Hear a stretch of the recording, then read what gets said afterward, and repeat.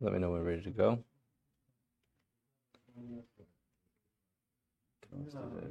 Ceremonious. We're on? Michael, can you hear us? Yeah, good. You weren't the only one. I saw somebody else and they wrote something and left. Yeah.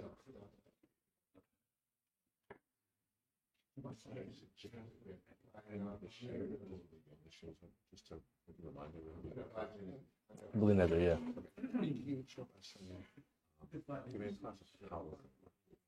I explained to people. Right. Got it. Thanks, Robert. Okay. If you want me to sponsor that, so you can. Good morning. We begin by thanking our sponsors, the Talmud Torah sponsors for the month, Paul and Kathy Pollack, in honor of their grandchildren. Should be zocheh to have a lot of nachas from all of them. The Daf Yomi shir is being sponsored in this chus for Shlema for Yehuda ben Michal, the son of Reb Kalman Akiva. He should have Refuah Shlema b'mhera b'karov. The Week of Learning is sponsored by Gail and Doug Stanger. Mazel tov to Akiva Leib Weinberg on his bar mitzvah from his bubby and his safta. Mazel tov Akiva. And Daf Yomi is sponsored by Jacob and Julie Blumenfeld in memory of Jacob's grandfather, Reuven Leib ben Avram. You should have a neshama should have an aliyah, and the family should have an achama. Okay, today's daf is Daf Lamed Daled. We're going to pick up from Lamed Gimel Amud Beis from the two dots. So it's about 2/3 of the way down. I don't know if the Rav did this yesterday, but it's a one long continuation, so therefore we're going to start from the beginning so that we understand what's happening here. Just by way of very brief introduction, if you remember, the Gemara asked a stira. The Gemara's stira was on Daf Lamed Aleph Amud Beis, in the bottom of the Amud, where the Gemara quoted the Mishnah which said, Haba alachoso va'alachos aviv. If somebody is me'anes, achoso is sister, va'alachos aviv, the sister of his father, the halacha is, there is a knas. Now the problem is that the Gemara quotes that the Mishnah which says, Elohein alokin, haba alachoso va'alachos aviv. A person who is Baal, somebody who is Ma'anes, forces into a relation his sister or the sister of his father. So we have two Mishnayos, one of them stating that if a person engages in this relationship, is Ma'anes, achoso, his sister. One of them, which is our Mishnah, says that there is a financial knas, there's a financial penalty, and we have the Mishnah in Makos, which tells us that there is Makos. So, if you are learning each Mishnah individually, you would add to the punishment card, one of them being Makos, another one being a financial penalty, but the problem is that with the rules of Kamli B'derabamine, that would mean he has two punishments for one act. Normally we say that there's only one punishment, and you'd give this person the more strict of the two. So why is it that we have one Mishnah which says that there's a knas, and another Mishnah which indicates that there is indeed malchus, that the person gets lashes? How could it be that the person gets lashes and also has the financial responsibility? So Gemara begins over here, Reish Lakish, at the two dots. Reish Lakish Amar, Hamani Rabbi Meir. Who is the Tana? Who is the author of our Mishnah? Rabbi Meir he. It is Rabbi Meir to Amar Lokeh Umeshalim. Rabbi Meir indeed is of the opinion that a person can get lashes at the same time that they're going to sustain the financial responsibility of paying. In other words, he is not fazed by this idea of Kamli B'derabamine. He says, yes, it's possible for a person to be liable for two punishments, one of them being the punishment of lashes, another one being the financial responsibility that he has to pay to the Avia Naira. Gemara says that that's true. If that's true, that the person can be liable for both lashes and the financial responsibility, the same should be true about his daughter. Now, where do we know differently? We didn't get there yet, but in the next Mishnah, it clearly says that the following people do not have a knas, and and one of them which is listed is his daughter. So why would it be that if a person violates his own daughter, that he would not have to pay? If the Mishnah is Rabbi Meir, why not? Just because he has misa for that interaction, just because he gets killed for that interaction, he should still have to pay. So the Gemara says, if you're going to try to suggest, Meir loka mashalim islay, meis mashalim leslay, the reason is because although Rabbi Meir is of the opinion that a person can get two punishments, in other words, a person can get lashes, and at the same time, for the same action, be responsible financially, that's true only when it comes to lashes. When it comes to the death penalty, that would not be true. Gemara says, V'lo, is it not true? V'atanya, we have a brayse which says, Gonav, a person steals something, v'tavach b'Shabbos, and he slaughters it on Shabbos. So he has a problem of stealing. Stealing is a financial responsibility. V'tavach b'Shabbos, and he slaughtered it on Shabbos. Now, slaughtering something on Shabbos, in this case, comes along with two different responsibilities. One of them is, he violated Shabbos. One of the 39 prohibited acts on Shabbos is tevicha, is shchita, is slaughtering an animal, and it also holds him responsible for what we call dalad v'hei, either 4 or 5 times the value that he has to add on. So the Gemara, the Brisa continues, Gonav v'tavach lavodas kechavim. Another example is, he didn't slaughter it on Shabbos, but he slaughtered it with intent for avodah zarah. Or another example is Gonav shar haniskol, a person stole a shar haniskol. A shar haniskol is an ox upon which it was already ruled that it has to be put to death. In other words, it killed a human being. An ox which kills a human being needs to be put to death. So a person steals a shar haniskol utivacho, and he slaughtered it. Halach is mishalem tashlumi arba v'chamisha. He pays the payments of 4 and 5. There's never going to be a time when a person pays 4 and 5. It depends if it's a sheep or if it's a cow, but we refer to it as the payment of Arba v'chamisha, 4 and 5, depending on which animal it is. Divi Rabbi Meir. These are the words of Rabbi Meir. Now clearly, in this case, this is a case where there's a chiyuv of misa, because the person violated Shabbos. And still, what does Rabbi Meir say? He has to pay. So clearly, Rabbi Meir is of the opinion that even when it comes to a punishment, a penalty of death, the person would still have to pay the financial consequences that come along with it. So, the Gemara then has a question, how can it be that the author of our Mishnah is Rabbi Meir, and that's the reason why there's malchus, there's lashes, as well as financial responsibilities? It can't be that it's Rabbi Meir, because if it was Rabbi Meir, then the second half of the Mishnah, which we're going to learn in a few days, is not going to be true, because the second half of the Mishnah, which says you're exempt from the financial responsibility when a person violates his own daughter, that shouldn't be true, because although the person is going to have the penalty of death, nevertheless, he should still be responsible financially. And that brayso continues with Chachamim potrim. Chachamim say the person is pater. And ha'itmar Allah, we learned upon that brayso, in other words, that we learned a further explanation regarding that brayso. Amar Rabbi Yaakov, Amar Rabbi Yochanan, v'Amrila, Rabbi Yirmiyah, Amar Rabbi Shimon Lakish, that Rabbi Oven, Rabbi Lav, v'chol chavorta, that Rabbi Oven and Rabbi Lav, entire group said, Mishmei Rabbi Yochanan. In other words, all these names, basically, to say in the name of Rabbi Yochanan, Amri b'toveach ha'idei acher. It's talking, those cases are talking about cases where it was slaughtered by way of somebody else. Somebody else slaughtered it. In other words, the reason why there is going to be both the penalty of death as well as the financial responsibility is because the person who slaughtered it, in other words, the person who did the forbidden act of slaughtering, whether it was slaughtering an animal on Shabbos, or was the act of slaughtering the animal for avodah zarah, was not the same person who stole it. So therefore the financial responsibility goes to one person, but the act of actually slaughtering it is held to another person. So the Gemara says, hold on a second. And that's the reason why he's going to be chayiv there. We have a general principle that everybody knows, while there is a concept of shlichus, which means that I can appoint somebody to do something on my behalf, and his action of doing it works as if I did it myself, that's very nice. When it comes to any other action, I can get married through a shliach. I can do all types of things through a shliach, but I can't do an avera through a shliach. If I appoint somebody to do an avera for me, and the person chooses to do the avera, I am not held responsible for that avera. Rather, the person himself who committed the avera is going to be responsible, which is the concept of ein shliach l'dvar avera.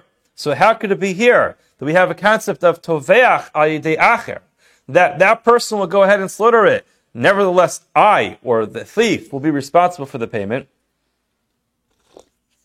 Amar Rava says, Amar Rachmana u'tevacho o mecharo. You are right that generally speaking, when it comes to any other avera, the halacha is a shliach l'dvar avera. However, in this particular case, the pasuk indicates that a person can violate the tvicha umechira by way of somebody else, the slaughtering or the selling by way of somebody else, and would still be responsible financially. Ma mechira yidei acher. Just like it is impossible for a person to commit the sale of an animal without another person. Af tvicha yidei acher. So the tvicha, the slaughtering, also can happen by way of somebody else. In other words, the halacha is, if I steal something, I have to pay back. If I steal it, in a concept which would be gneva, I have to pay double. If I steal it, and then I go ahead and further slaughter it, or I sell it, so in other words, I indulge in the theft, I have to pay either 4 or 5 times that value. Just like when I sell it, it's impossible for me to commit an act of sale on my own. I need to have a buyer in order for me to fulfill the sale. So therefore, once we include another person in mechira, we're automatically going to include another person in the tevicha, in the slaughtering as well. So basically we have a pasuk which teaches us that yesh shliach l'dvar avera when it comes to tevicha u'mechira. Debir bishmal tana o l'rabos es shliach. It's not just the logic behind it, but tuvacho o mecharo, the additional word o, adds that a shliach can hold a person responsible for financial payments when it comes to selling or slaughtering an animal that was stolen. To be chizkiyatana tachas l'rabos es shliach. It says arba tachas hashar or tachas haseh, which is an unnecessary word. So the word tachas includes a shliach, another person who is involved in the slaughtering. So ultimately, the idea of ein shliach l'dvar avera, which basically, just to explain the way that most Rishonim understand the idea of ein shliach l'dvar avera is, when I appoint someone to do something for me, there's a chazaka. The chazaka is chazaka shliach osa shlichusa. That means if I ask somebody to do something, they take responsibility to do it, I basically can assume that they did what they said they were going to do. A basic rule in human behavior that if a person says they're going to do something for me, I basically have enough information there to give me the conclusion that that action will be fulfilled. However, when it comes to an avera, that chazaka goes away. Most people have a cheskes kashrus. Most people do not have a chazaka that they'll fulfill an avera. So therefore, I cannot say chazaka shliach osa shlichuso when it includes the person violating an avera. In this particular case, the pasuk indicates that just like the mechira happens with somebody else, the tvicha, indeed, I can rely on the fact that the person will do it, and therefore the shlichus goes all the way through. Maskif law Mar Zutra.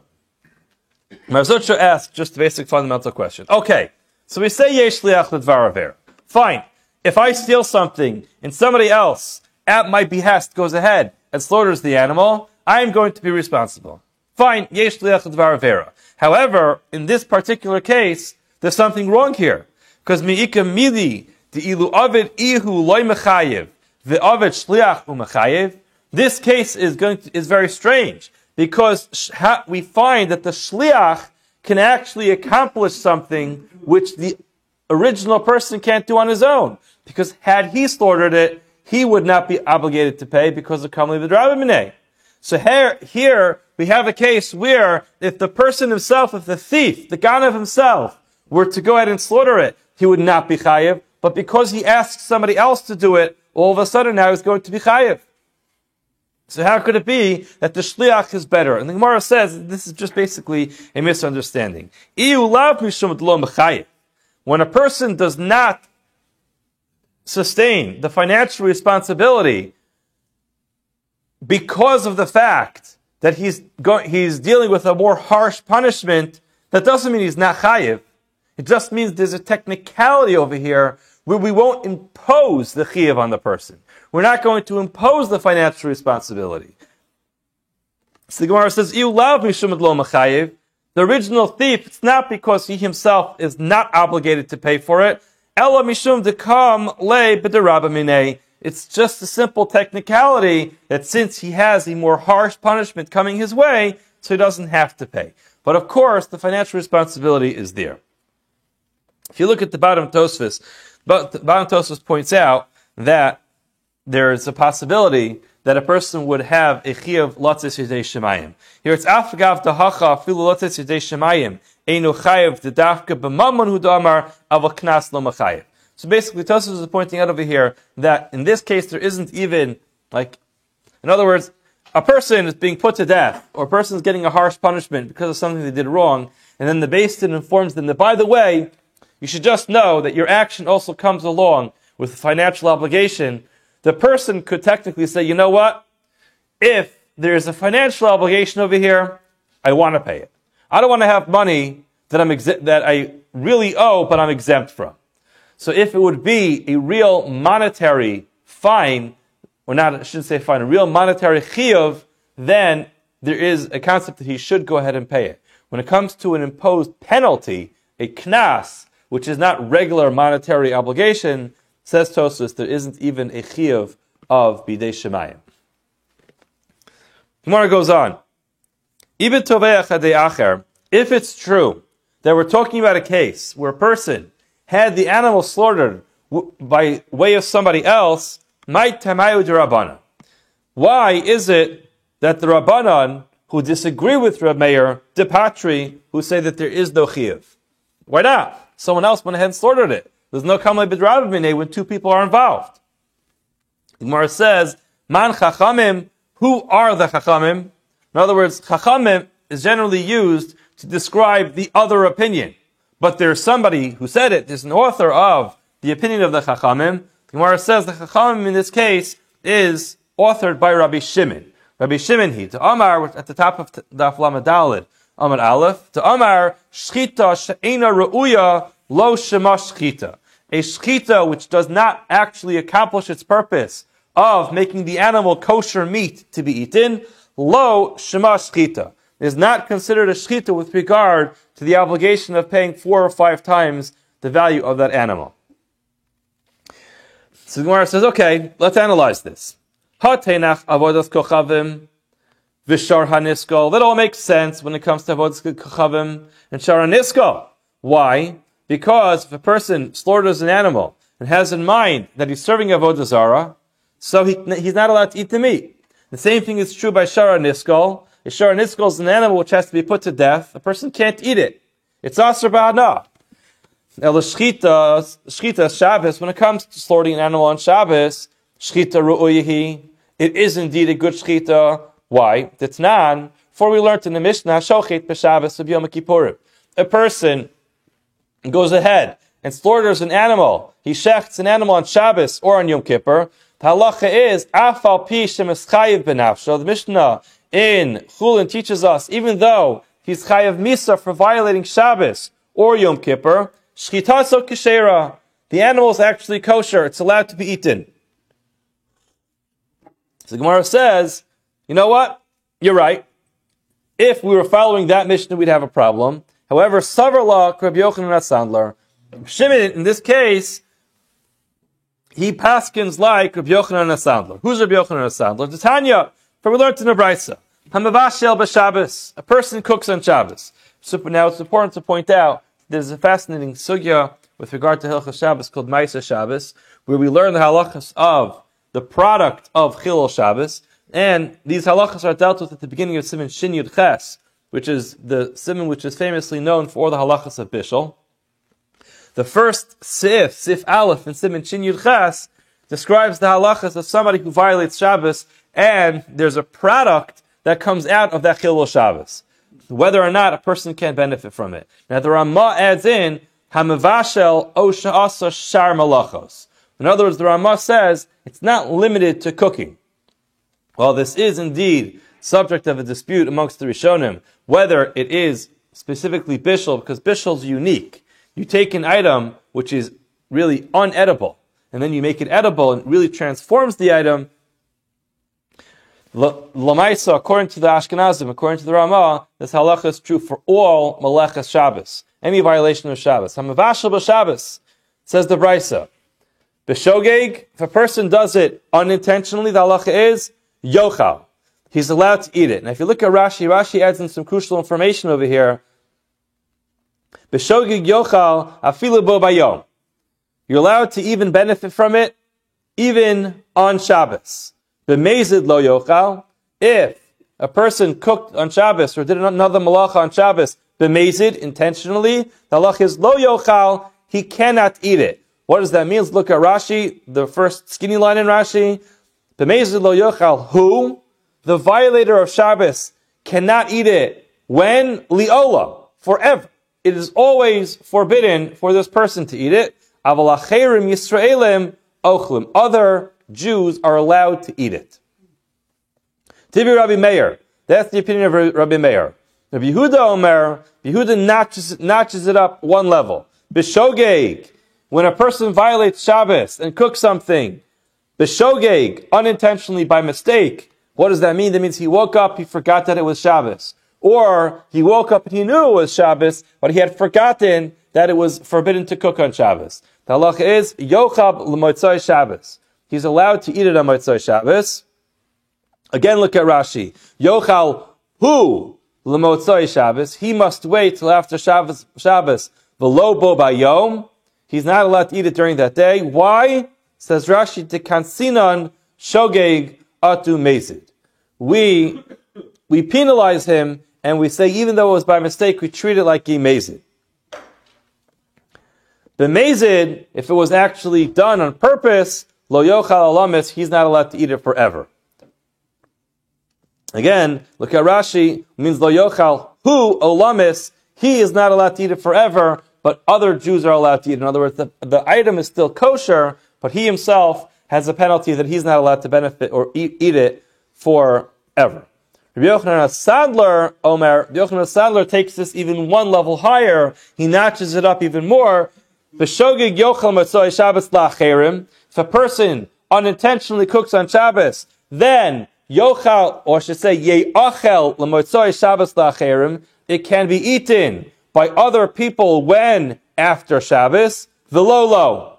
He is never allowed to eat the food that he cooked on Shabbos. B'mezid, if a person intentionally cooks on Shabbos, lo yochal olamis, the chef, the one who cooked it, is never allowed to eat it, but not only him, lo v'lo lacherim. If a person intentionally cooks on Shabbos, the halacha is, a person cannot, no Jew is allowed to ever eat that dish that was cooked. So now, the Gemara asked the question of Rabbi Shimon, and said, when it comes to shkita on Shabbos, tevacho on Shabbos, how could you call that a shkita she'ena ruya? You're allowed to eat it. The Gemara answered that Rabbi Shimon is going according to the opinion of Rabbi Yochanan Sandler. Rabbi Yochanan Sandler says, if a person does a malacha on Shabbos, in this case it would be tevacho, he slaughters an animal, he does it intentionally, the halacha is, that animal becomes forbidden forever for every single Jew. So Gemara says, my time with Rabbi Yochanan Sandler. What is the reason for this? Why does Rabbi Yochanan Sandler tell us that a person is not allowed to ever benefit from a malacha that was done intentionally on Shabbos? The Gemara says, as Reb Chia darshan at the opening of the Beit Nesiah, and he quotes the pasuk, Ushmartem es Shabbos ki kodesh hi lachem. Person should guard Shabbos. Why? Because Shabbos is kodesh. There's kedusha, there's sanctity to Shabbos. Ma kodesh, just like kodshim, just like other sanctified items, asr be'achila is not permissible to be eaten by a regular Jew. Af Ma'aser Shabbos, Asurim Ba'achila. Ma'aser Shabbos is like Kachim, because the pasuk refers to it as Kodesh, and just like Kachim, just like Karbanos, can't be eaten by a typical Jew. So the halacha is, items which were created on Shabbos, in violation of Shabbos, are going to be Asur Ba'achila. Gemara says, Ima Kodesh Asur B'hana, Af Ma'aser Shabbos Asur B'hana. If you're going to compare it all the way to Kachim, then it should also be Asur B'hana, not just forbidden to be eaten, but it should be Asur to benefit from it as well. Tamalomer Lachem, the pasuk teaches you, Kodesh Hi Lachem, Lachem Shalachem Yehei. It belongs to you. So even though it's not allowed to be eaten because it's like it's Kachim, nevertheless, Lachem, it belongs to you, and therefore it's not going to be Asur B'hana. It will not be forbidden to benefit from this. Yachal Afilu B'shogeg. If that's the case, then I would think, even B'shogeg, why does Rabbi Yochanan Sandler limit this to a case where a person violated Shabbos intentionally? Taman Lomar, the pasuk teaches you, Mechalaleha Mos Yumas. A violator of Shabbos should be put to death. B'mezid amarti lecha v'lo b'shogeg. Just like the death penalty is only imposed when a person violates Shabbos after being warned intentionally, so too, the prohibition of eating foods or any other item that was created on Shabbos is only relevant when a person does it b'mezid intentionally, but not if it was done b'shogeg. Now the Gemara continues. Pligi bar Rav Acha v'Ravina. Rav Acha and Ravina got into a machlokes. Chad Omar Ma'aser Shabbos Doraisa. One of them said this halacha of Rabbi Yochanan Sandler is really midoraisa. It's a biblical prohibition. Chad Omar D'Rabbanan. The other one said that the halacha of Rabbi Yochanan Sandler, which says that the food can never be eaten, is asur midrabanan. Man d'amar doraisa kedamaran. The one who says it's doraisa, well, we already know what his pasuk is, which is kodesh yilachem. However, the one who says it's drabanan, man d'amar drabanan, amar kra kodesh he. Shabbos is Kodesh. Kodesh He, referring to Shabbos.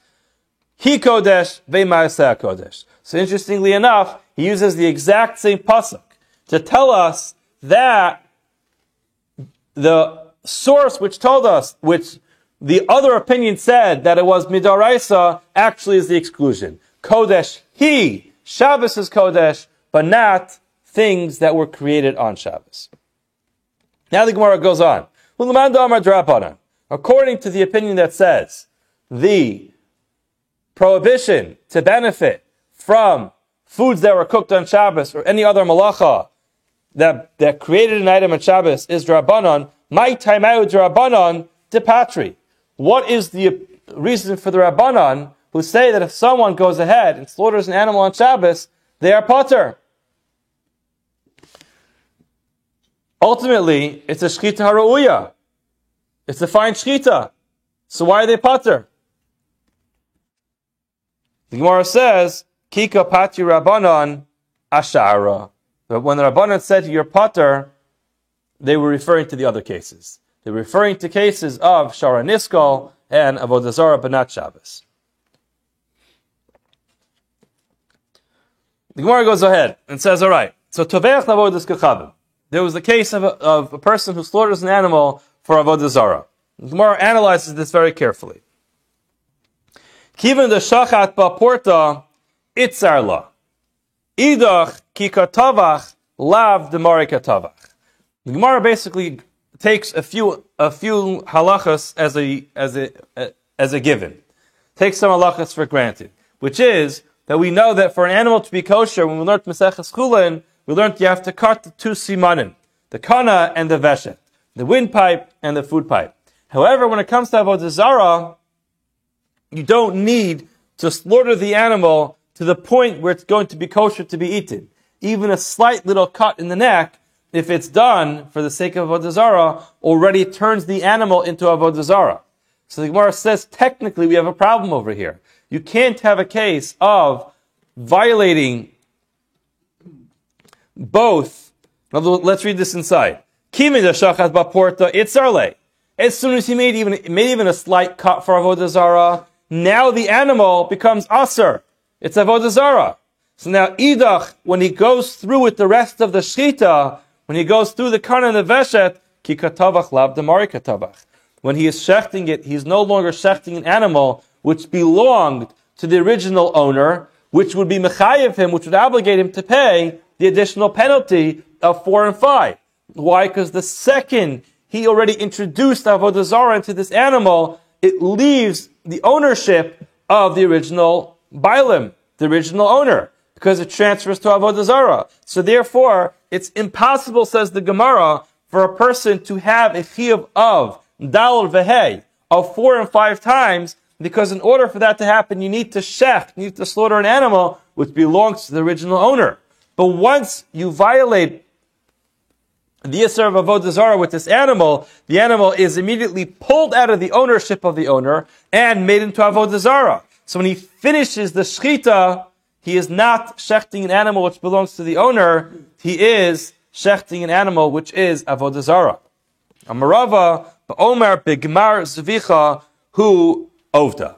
The Gemara says it must be talking about a case where he very clearly stipulated that the avodah zarah action that he is committing is only at the end of the shechita. Okay. The Gemara says, Shara Niskal, also we have the same problem. Lavdi dehu, the katavach. A Shara Niskal is an animal which doesn't belong to anybody, because once Beis Din issues the psak that this animal needs to be put to death because it killed a human being, it belongs to nobody. Nobody's allowed to benefit from the animal. So therefore, how could it be that when someone shechts a shara niskal, there would be any chiyuv of dalad v'hei? Again, the chiyuv of dalad v'hei, 4 or 5 times its value, is only relevant when I shecht an animal that belongs to somebody. If I shecht an animal that belongs to nobody, there is no chiyuv of 4 or 5 times its value. The shara niskal belongs to nobody because it has no value.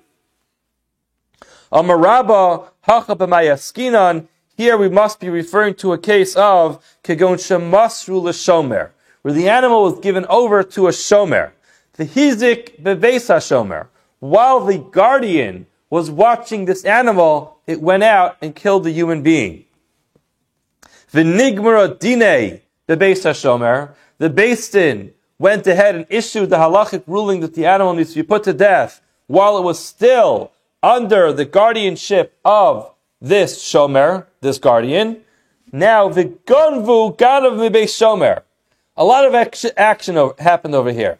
The person deposits his animal, his shar, his ox, with somebody who's going to guard it. Now, he left town, and while he was gone, mayhem hit. Number 1, the animal went out and killed somebody. Beis Din got a hold of this case. They issued a psak that this animal needs to be put to death. Now, after that happened, thieves come along and say, oh wow, this is a nice strong bull, let's go steal it. Now, unfortunately, they chose an animal which had no value to it. So now, the halacha, and then they went further, and they wanted to go ahead and slaughter it. So now, Rabbi Meir savala Rabbi Yaakov, vis savala Rabbi Shimon. Rabbi Meir holds of 2 opinions, which we'll get to in just a second. Savala Rabbi Yaakov d'amar af bishnigmer dino chziru l'shomer. He holds like Rabbi Yaakov that says that even after it had its final ruling, chziru shomer l'baylav muksar, the shomer can return it to the original owner. The savala Rabbi Shimon d'amar gadavar agarum l'mammon kimamon dami. He holds like Rabbi Shimon, who holds something which causes money is like money. Let's explain this. Shimon takes responsibility to guard Reuven's animal. Okay? Now, Shimon didn't do a very good job watching the animal. While he was watching it, it went out and killed somebody. So the ultimate dereliction of duty. He was supposed to be watching this animal, he does not do a good job, and the animal goes out and kills somebody. Now, the animal needs to be put to death. Now, Beis Din gets a hold of the animal and says, we're going to put this animal to death. It's on death row. Now, they set a date for the actual killing of the animal, and in the interim, the owner comes back, Reuven comes back and says, Shimon, remember that animal that I gave you to watch? And he says, yes, it's right here. Take it home. Okay, now, is that considered a good returning of the animal? I gave you an animal which is worth thousands of dollars to watch.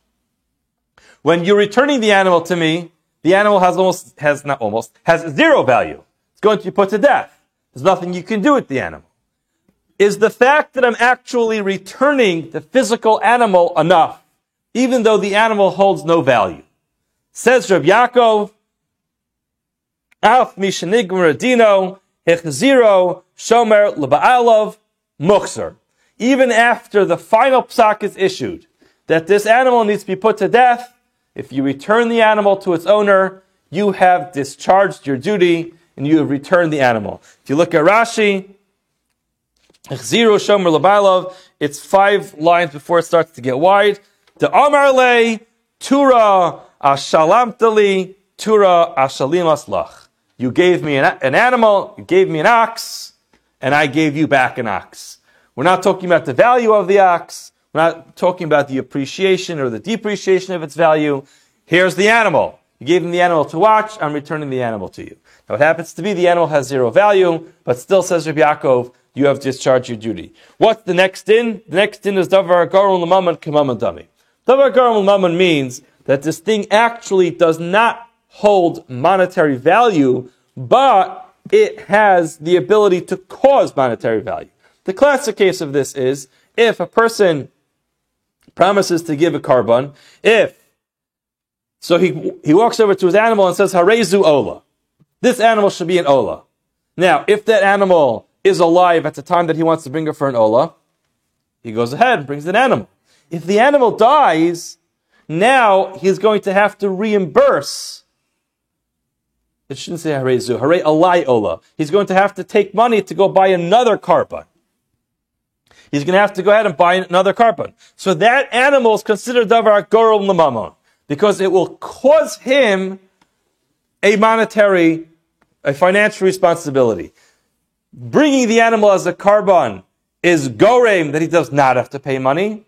Not bringing the animal as a korban is gorem, that he does have to pay money. In this case as well, returning the animal to the owner is gorem, that I don't have to pay you money. Not returning the animal to the owner is gorem, that I do have to pay you money. So, getting back to our case over here, the Shara Niskal has no value. Right? That was the Gemara's question. Lav didei hu dekatavach. He's not shechting anything that belongs to him. Gemara says, yes, it is. Because this is a case where he's a shomer. Now, the shomer would be able to return this animal and discharge his duty to the original owner. Shimon could return this worthless animal to its owner and then not have to pay the owner for the value of the animal. So when the thief comes and steals it and then slaughters it, he is now taking something away from a shomer which would otherwise absolve him of his monetary obligation. So this is really the only value that a Shara Niskal has, is when it is in the possession of a guardian. The owner has nothing he could do with it. Nobody could buy it. No one else can eat it. But a shomer, because of the fact that he has the responsibility to return it intact, if he returns it intact, even though it doesn't have any value, he indeed is going to discharge his duty and absolve himself from the chiyuv. And therefore, if the thieves steal it from the shomer, then indeed there would be a chiyuv of dalad v'hei, because it has value to one person, to that shomer. Rabba Amar La'ola Mitoveach Yedei Atzmo. Rabba is going back to the original question we asked before on Daf Lamed Gimel Lamed Beis, and he says, really, this is talking about where, no, he didn't have an outside person slaughtering it for him. Rather, he himself slaughtered it. It's talking about a case where he slaughtered it himself. However, Rav Meir, Loka u'mashalim islay, meis u'mashalim leslay. Rav Meir is of the opinion that yes, a person will be liable for both lashes, for malchus, and money. However, meis u'mashalim leslay. But if a person is going to be put to death, then there is no chiyuv of monetary penalties as well. V'shani hani, these cases are different. Why? Techidishu shechid Torah b'knas. When it comes to knas, when it comes to penalties, afagav de mikdal mashalim, even though he's going to be put to death, mashalim. In other words, the Gemara is differentiating between a monetary chiyuv, which is considered mammon. Mammon is when I take something from you, and therefore I cause you a financial loss, so I must reimburse you for your loss. However, knas is a penalty beyond the loss that you had. So if I steal your animal and it's worth $1,000, then the principal of $1,000 is mammon. Anything beyond that, any financial penalties beyond that is a knas. And knas, even though when it comes to misa, when someone's put to death, they don't have to pay the principal, the monetary principal. Knas, additional penalties that are imposed will still be imposed, even though afagav demikdal, even though he's being put to death, meshalim. Vaz the Rabba l'taimei, Rabba is following his reasoning to Amar Rabba, haya gedi ganavlo.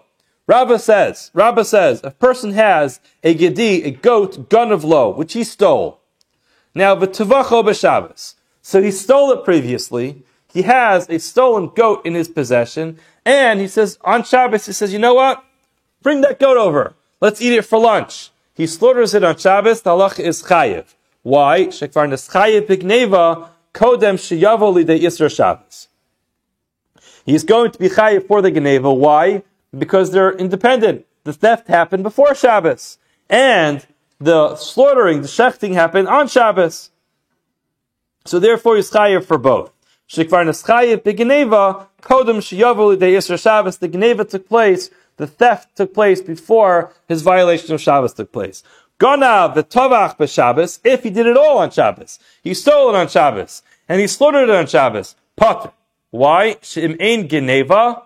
If there's no geneva, ein tevicha v'ein mechira. If there's no chiyuv of geneva, why? Because that's absolved by virtue of the fact that he's going to be put to death for his violation of Shabbos. If there's ein geneva, there's no chiyuv, if there's no chiyuv for the principal, ein vicha ve'ein mechira, there's no chiyuv for the additional penalty as well. V'amar Rabba says, haya gedi ganavlo, person has a goat which was stolen to him, in other words, he had stolen it previously, u'tivacha b'machteres, and he went ahead and slaughtered it in a machteres. What's machteres? It's a tunnel. A person is sneaking into someone else's house with intent to steal. It's called the Baba Machteres. The halacha is that person's life has no value. Why? Because the halacha is if a person discovers another human being sneaking into their house, they are allowed to kill that person. Why? Because the assumption is that if a person is sneaking into someone else's house, then they will indeed protect their life instead of being caught. So therefore, the person has a din of a rodef, and the owner of the property is allowed to kill him. It's considered ein lo damim. His life at that point in time does not really have any value of life. So therefore, if a person slaughters a machteres, he really doesn't have his life at that point in time while he's in the machteres is considered a life which is dispensable. It's hard to say this about somebody, but person puts himself in that situation. He is putting himself into a situation where he could be killed. He is chayiv. Why? Shekvart neschayiv bigneva kodem sheyavol lidei Yisra machteres. Since he stole it before he went into the tunnel, he's chayiv before he gets into the tunnel. However, gonav v'tovach b'machteres, if he stole it and slaughtered it in the tunnel, potter. Why? In geneva, there's no chiyuv for the geneva. Why? Because he's chayiv b'nafsho. Ein tvicha ve'mechira. There's no chiyuv for the geneva. There's no chiyuv for the penalty either. So the Gemara goes on and says, so here again, clearly we see that when it comes to if the knas is relevant on its own, then it would be there. If the knas is not relevant because the initial principle is not going to be charged because of kamlei b'draba minei, that's the only time that the knas goes away. V'tzricha, we need both cases. In other words, we need the case of slaughtering on Shabbos, and the case of slaughtering it in the Machteres. Diashmin on Shabbos, if you would tell me only the case of Shabbos, I would say Mishum de Isura Isur Ola. Shabbos is a permanent Isur, which means, as Rashi says, as long as Eidim come and testify that the person violated Shabbos b'mezid, the person could still be punished for it. Aval Machteres, the Isur Shahu Eimalo. The person is only chayiv misa while they are in the Machteres. In other words, a person, if two Eidim come and say, we noticed that we can testify that that person snuck into a tunnel, into someone else's house, but now the person's out, the person's not chayiv misa. It's only while they're actually in that tunnel, that's when we view them as a threat to life, because they are coming in, and we view them as a threat to the homeowner. However, once they leave, they're no longer a threat, they're not mischayev b'nafsho. So therefore, I think that case is different. V'yashminun machteres. If I only told you the case of machteres, mishum de machtarto zuhi hasra asa. There's no asra. You don't need to go warn the person when he's in the tunnel. Oh, by the way, you should know, if you're coming into my tunnel and you're threatening to kill me, I have the ability, the halachic ability to kill you. Person's in the tunnel, breaking into the house, you don't waste any time. You kill the person right then and there because you know the person is coming out iskin nefashos, that he's coming to kill you. And again, these are very fascinating sugyas to learn. We're not going through this right now, but again, the halacha is if it's a person that we know is not coming to kill somebody, like it's a relative, a father, of course in that case a person is not allowed to kill them. But again, the general assumption is that the person is coming for nefashos. Aval Shabbos. The boy hasra, a person cannot be put to death for violation of Shabbos unless there's hasra a malo. It's different, so therefore tzricha we need to have both cases. Okay, Amar of Papa, Haisa para genuvalo. Person has a stolen ox or cow in their possession. Utuvacha b'Shabbos, and he slaughtered it on Shabbos. Chayiv, he is chayiv. Why? Shekvar neschayiv b'gneva kodem shiyavel de Isra Shabbos. The chiyuv of Gneva happened prior to his violation of Shabbos. Haisa para she'ula lo, if he borrowed the cow, utavacha b'Shabbos, and he slaughtered it on Shabbos, pater. He's pater. So the Gemara says, Amar leir of Acha, Breda Rava l'Ravashi. Rav Acha, Breda Rava, the son of Rava, said to Rav Ashi, Papa, para slash minan. Why is he telling us a second case? Just wanted to tell us the halacha is the same when it comes to a cow. We spoke about the case of a gedi. So he had to reiterate the case and repeat the case just because it's a cow. What's the difference? Gemara says, Amalei Rav Papa She'ula Asa Ashmeina. He's coming to teach us the halacha of She'ula, which is Salkat Atachamin. I would have thought, since he is chayiv from the second, that he actually pulls the animal. In other words, just like when a person rents a car, he needs to pay for the gas. In other words, he can't go back. In other words, if a person borrows a car, he has to pay for the gas. So the same thing is true. A person borrows an animal, he has to pay to feed the animal. So since at the time that he actually took it, he pulled the animal, he has some monetary chiyuv, is a monetary ownership over this, that he has the obligation to feed it. So hachanami mishas she'ela es chayiv b'ontzea, I would have thought that he's chayiv for the onsen that happened to the animal right away from the time that he takes it. Kamashmon, that that's not the case, that indeed there would be a separate chiyuv for later.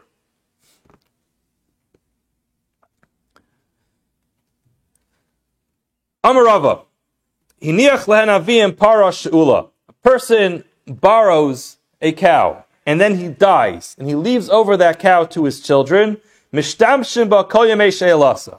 They're allowed to use that cow as long during the duration of that loan.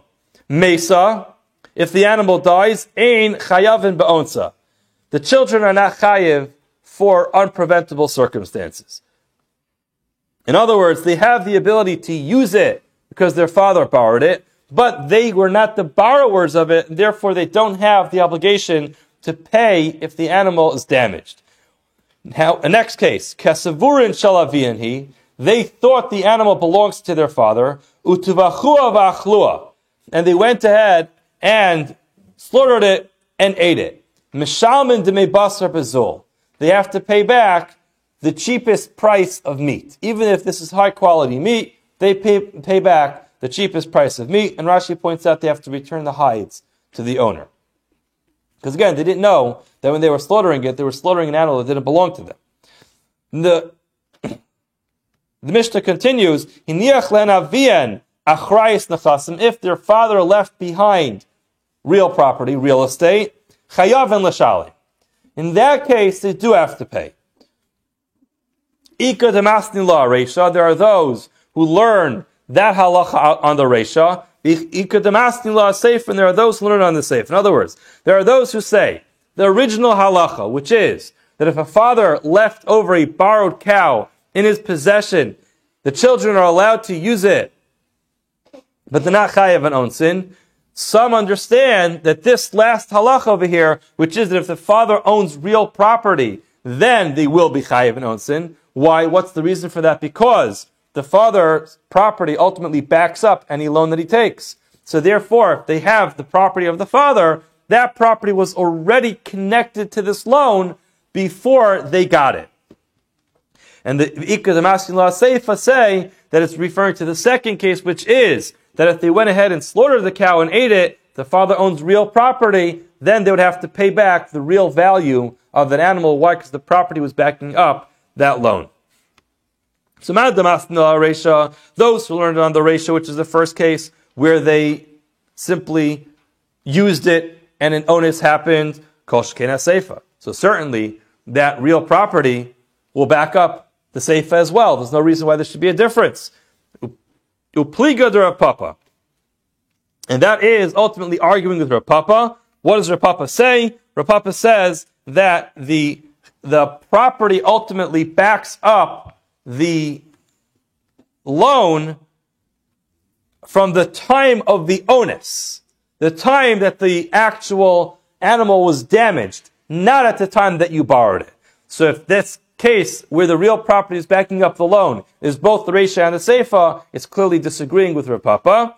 Mandi Mastin La Seifa, and the one who said it's only relevant to the Seifa, Aval Reisha Lo. It's not going on the Reisha. In other words, only when they went ahead and slaughtered it, in that case does the property back it up, and they have to pay back the real value.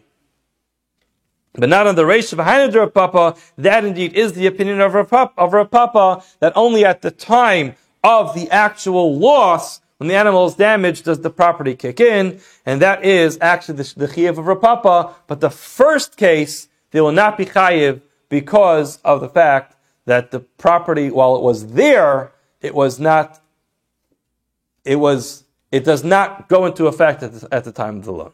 We'll stop here. We'll continue tomorrow with the sugya of Chayve Malchus Shogin, Chayve Misa Shogin. I'm just going to quickly throw out a very quick pitch.